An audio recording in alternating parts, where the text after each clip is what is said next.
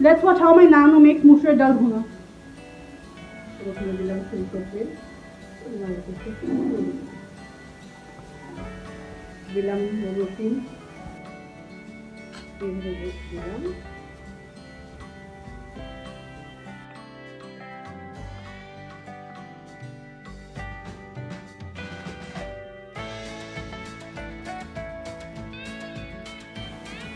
তেজপাতা, দারচিনি আর দিলাম এলাচ।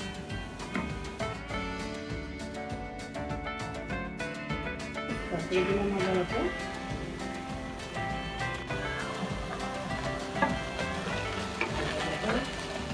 মরিচের গুঁড়া, হলুদের গুঁড়া,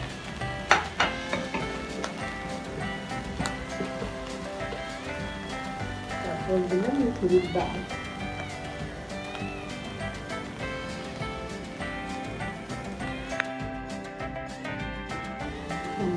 পানি,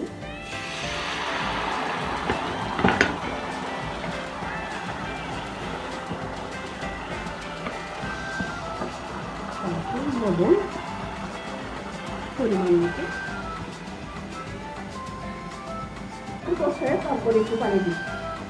এটা আমার মাছ বেশি অনেক দীর্ঘদিন ধরে রাখি, গ্লাসের মতো পানি লাগবে।